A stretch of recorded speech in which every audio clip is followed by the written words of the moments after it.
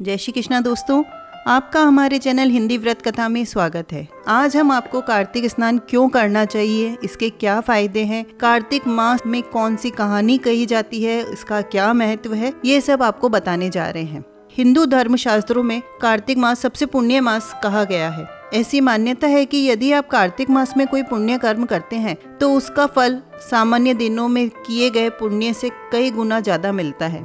यह भी मान्यता है कि कार्तिक मास में किया गया एक बार का गंगा स्नान 1000 बार गंगा स्नान के समान फलदायी होता है। यदि कोई व्यक्ति नियम से कार्तिक स्नान करता है तो उसे प्रयाग में कुंभ में किए गए गंगा स्नान के समान फल की प्राप्ति होती है। कार्तिक स्नान का बहुत बड़ा फायदा है कि कार्तिक माह में आप किसी भी नदी में, तालाब में, सरोवर में सूर्योदय से पूर्व स्नान करें तो उसका फल साक्षात माँ गंगा में स्नान के समान ही प्राप्त होता है। कार्तिक स्नान की शुरुआत शरद पूर्णिमा से की जाती है। शरद पूर्णिमा से कार्तिक स्नान शुरू करें और इसका समापन कार्तिक की पूर्णिमा पर पूर्ण करते हैं। तो आइए अब हम जानते हैं कि कार्तिक स्नान कैसे किया जाता है। पद्म पुराण में कार्तिक स्नान का वर्णन मिलता है। इसके अनुसार कार्तिक स्नान करने वाले व्यक्ति को शरद पूर्णिमा से कार्तिक स्नान शुरू कर देना चाहिए। फिर पूरे कार्तिक में रोजाना नियम से सूर्योदय से पूर्व उठकर अपने घर के आसपास की किसी नदी या तालाब में स्नान करना चाहिए। यदि आपके घर के आसपास कोई पवित्र सरोवर या नदी है तो आप उसमें स्नान करिए।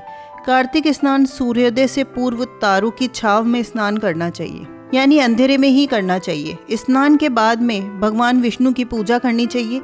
इसमें भगवान विष्णु की असीम कृपा प्राप्त होती है और ऐसे व्यक्ति के लिए मोक्ष के द्वार खुलते हैं। पद्म पुराण की कथा के अनुसार सत्यभामा को भगवान श्री कृष्ण की पत्नी बनने का सौभाग्य कार्तिक स्नान और पूजा के पुण्य से ही प्राप्त हुआ था। तो आप समझ सकते हैं कि कार्तिक मास में सुबह जल्दी उठकर किसी पवित्र नदी या सरोवर में स्नान करने को ही कार्तिक स्नान कहा जाता है। अब क्या करें यदि हमारे घर के आसपास कोई नदी, तालाब, सरोवर नहीं हो तो देखिए इसके लिए एक उपाय है। आप घर पर तारों की छांव में यानी खुले आकाश तले कार्तिक स्नान कर सकते हैं। लेकिन नहाने के लिए जो जल आप ले वो भूमिगत जल होना चाहिए और तुरंत निकला हुआ होना चाहिए। जिनके घर में बोरिंग है उन्हें तो कोई प्रॉब्लम नहीं होगी, लेकिन जिनके घर में बोरिंग नहीं है वे आसपास के हैंडपंप से पानी ला सकते हैं या फिर घर के साधारण जल में थोड़ा गंगा जल मिलाकर आप खुले आकाश तले स्नान कर सकते हैं। लेकिन यह स्नान सुबह दिन उगने से पहले ही होना चाहिए। यदि संभव नहीं हो तो महिलाएं घर के भीतर भी स्नान कर सकती हैं।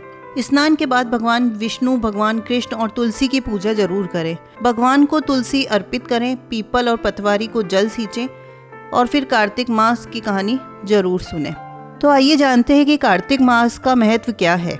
तो एक ऐसा ही सवाल एक बार भगवान शिव के बड़े पुत्र कुमार कार्तिकेय जी ने भगवान शिव से किया। उन्होंने भगवान शिव से पूछा कि कार्तिक मास को सबसे पुण्यादि मास क्यों कहा जाता है। इस पर भगवान शिव ने कहा कि सुनो पुत्र, नदियों में सबसे श्रेष्ठ गंगा है। सभी देवी देवताओं और भगवानों में भगवान विष्णु श्रेष्ठ है। ठीक उसी प्रकार सभी मासों में कार्तिक मास श्रेष्ठ है। और हाँ, इस मास में भगवान विष्णु स्वयं जल के अंदर निवास करते हैं। इसलिए कार्तिक मास में किसी भी नदी या सरोवर में स्नान करने से विष्णु भगवान की पूजा और साक्षात्कार का पुण्य लाभ होता है। तो आइए जानते हैं कि कार्तिक स्नान में भगवान विष्णु की पूजा और तुलसी की पूजा क्यों की जाती है, उसका क्या महत्व है और उससे क्या फल मिलता है। भगवान श्री कृष्ण की पत्नी सत्यभामा अपने पूर्व जन्म में एक ब्राह्मण की पुत्री हुआ करती थी। उसकी युवा अवस्था में इनके पति और पिता को एक राक्षस ने मार डाला। तो ब्राह्मण पुत्री इस वियोग को सहन न कर सकी और कई दिनों तक ब्राह्मण पुत्री रोती रही। इसके बाद वो भगवान विष्णु की आराधना में लीन हो गई। वो सभी एकादशी का व्रत करती, कार्तिक मास में नियम से सूर्योदय से पूर्व स्नान करती, भगवान विष्णु और तुलसी का पूजन करती। जब उस पर बुढ़ापा आया तो एक दिन जब ब्राह्मण की पुत्री कार्तिक स्नान के लिए गंगा में डुबकी लगाई और वो बुखार से कांपने लगी तो वहीं गंगा तट पर ही उसकी मृत्यु हो गई। और उसी समय विष्णु लोक से विमान आया और ब्राह्मण की पुत्री का दिव्य शरीर विमान में बैठकर विष्णु लोक पहुंच गया। जब भगवान विष्णु ने अपना कृष्ण अवतार लिया तब वही ब्राह्मण पुत्री ने सत्यभामा के रूप में जन्म लिया। कार्तिक स्नान और दीपदान के फल से सत्यभामा को सुख और संपत्ति प्राप्त हुई। नियमित तुलसी का जल अर्पित करने से उसे सुंदर वाटिका का सुख मिला। स्वयं भगवान उसे पति रूप में मिले। तो चलिए अब जानते हैं कि कार्तिक मास में क्या करना चाहिए और क्या नहीं करना चाहिए। शास्त्रों के अनुसार इस महीने में मांस, मदिरा आदि का संपूर्ण त्याग कर देना चाहिए। पूरे महीने संयम रखना चाहिए। व्रत उपवास नियम के साथ तब करना चाहिए। कार्तिक मास में किसी नदी, पोखर, तालाब आदि के दीप दान करना चाहिए। कार्तिक मास में तुलसी पूजन जरूर करना चाहिए। तुलसी का नियम से पूजा के बाद प्रसाद स्वरूप सेवन करना चाहिए। कार्तिक स्नान करने वाले व्यक्ति को भूमि पर शयन करना चाहिए, पलंग पर नहीं सोना चाहिए। कार्तिक के महीने में केवल नरक चतुर्दशी के दिन ही शरीर पर तेल लगाना चाहिए, अन्य दिनों में तेल भी नहीं लगाना चाहिए। कार्तिक मास में दालें जैसे चना, मूंग, मसूर, उड़द, मटर, राई आदि नहीं खानी चाहिए। कार्तिक स्नान करने वाले व्यक्ति को तपस्वियों के समान रहना चाहिए, यानी कि कम बोलें, किसी की निंदा न करे, विवाद न करे, मन पर संयम रखे। पूजा के बाद हमें कहानी जरूर सुननी चाहिए। तो आइए सुनते हैं कार्तिक स्नान की कहानी। एक बुढ़िया माई थी जो चातुर्मास में पुष्कर स्नान किया करती थी। उसके एक बेटा बहू थे। सास ने बहू को फलाहार बनाने के लिए कहा तो बहू ने खाली टिफिन ही रख दिया। बेटा माँ को पहुँचाने के लिए पुष्कर गया। रास्ते में माँ से बोला, माँ फलाहार कर लो। जहाँ पानी मिला वहीं फलाहार करने बैठ गई। भगवान की कृपा से खाली टिफिन फलों से भर गया। माँ ने फलाहार किया। पुष्कर में रहने के लिए झोपड़ी बनाकर बेटा वापस घर आ गया। रात्रि में श्रावण मास आया और बोला, बुढ़िया माई दरवाजा खोल। तो बुढ़िया माई ने पूछा, आप कौन हो? तो वो बोला, मैं श्रावण मास हूँ। बुढ़िया माई ने तुरंत दरवाजा खोल दिया। बुढ़िया माई ने शिव पार्वती जी की पूजा की, अर्चना की, बेलपत्र से अभिषेक किया। जाते समय श्रावण मास ने बुढ़िया माई को आशीर्वाद दिया और झोपड़ी की एक दीवार सोने की हो गई। भाद्रपद आया, उसने भी दरवाजा खोलने को कहा। बुढ़िया माई ने दरवाजा खोला, सत्तू बनाकर कजरी तीज बनाई। भाद्रपद ने बुढ़िया माई को आशीर्वाद दिया और झोपड़ी की दूसरी दीवार भी सोने की हो गई। अश्विन मास आया, उसने भी दरवाजा खोलने को कहा। बुढ़िया माई ने दरवाजा खोला, पितरों को तर्पण किया, ब्राह्मण भोज कराकर श्राद्ध किया। नवरात्रि आई तो माँ दुर्गा की अखंड ज्योत जलाकर प्रसन्न किया। सत्य के विजय दिवस के रूप में बुराई के अंत की खुशी में दशहरा मनाया। अश्विनी मास में जाते समय प्रसन्न होकर तीसरी दीवार भी बहुमूल्य रत्नों से जड़ कर दी और बुढ़िया माई को सदैव प्रसन्न रहने का आशीर्वाद दिया। इन सब के बाद कार्तिक मास आया, उसने भी दरवाजा खोलने को कहा। बुढ़िया माई ने दरवाजा खोला, अति प्रसन्न मन से कार्तिक स्नान किया, दीपदान कर दिवाली, गोवर्धन पूजा, भैया दूज, गोपाष्टमी, आंवला नवमी मनाई। कार्तिक मास ने जाते जाते आशीर्वाद दिया और झोपड़ी के स्थान पर महल बन गया। बुढ़िया माई गरीबों की सेवा कर भजन कीर्तन में अपना समय व्यतीत करने लगी। बेटा अपनी माँ को लेने आया और माँ और झोपड़ी को पहचान न सका तो पड़ोसियों ने पूछा तो उन्होंने बताया तो बेटा माँ के चरणों में गिरकर बोला, माँ घर चलो। सारे सामान के साथ घर ले आया। सासू माँ के ठाठ देखकर बहू के मन में लालच आ गया। उसने अपनी माँ को भी पुष्कर छोड़कर आने को कहा। उसका पति अपनी सास को भी पुष्कर छोड़कर आ गया, परंतु बहू की माँ की धर्म कर्म में बिल्कुल रुचि नहीं थी। वह 4 समय भोजन करती, दिन भर सोती। 4 मास आए चले गए, जाते समय झोपड़ी गिर गई।